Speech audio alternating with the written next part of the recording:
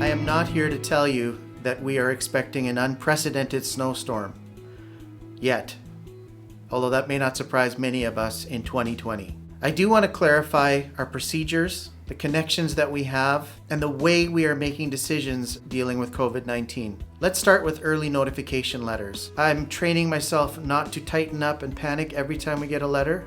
If there is a confirmed exposure at our school, an early notification letter is sent. It's transparency on the part of Fraser Health. It's transparency on the part of MEI. This does not mean that anyone at our school is at risk. It just means that Fraser Health has begun the process of contact tracing. We have seen follow-up letters which ask certain groups to either self-monitor or self-isolate. This is done as a precaution to protect us. If our schools see exposures that were transmitted at the school, if there are multiple exposures connected to that transmission, Fraser Health will guide us towards a closure. I want you to know that we are working together with other schools all around us. Yesterday, I was on the phone with the superintendent of the Abbotsford School District. He's a friend and has been a mentor, and we share information. On Sunday night, I was in communication with Abbotsford Christian's head of school. We are friends. We connect with each other. We share information. I was not surprised by what was happening at Abbotsford Christian School.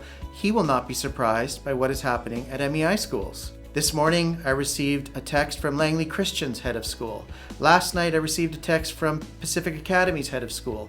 We are in constant communication. In addition to that, we are in communication with the Association of Christian Schools International and with the Federation of Independent School Associations.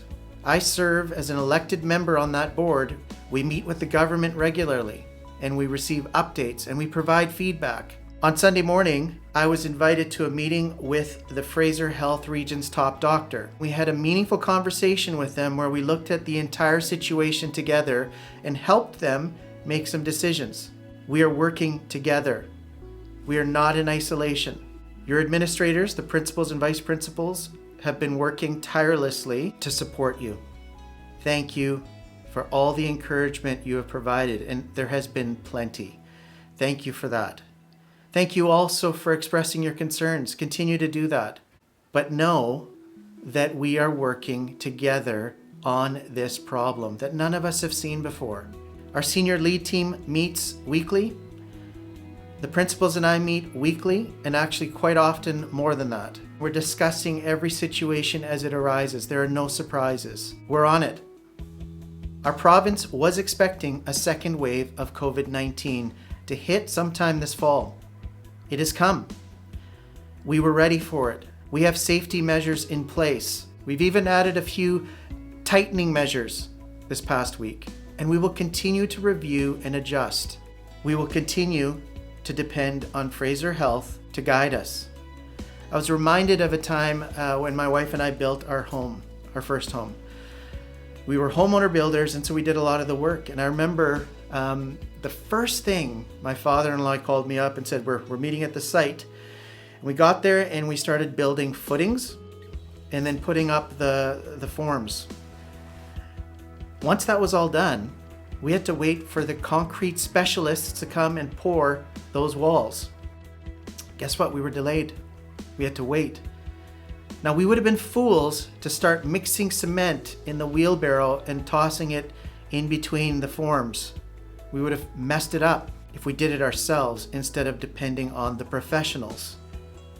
This is not unlike the situation we're in today. MEI is going to continue to rely on the professionals.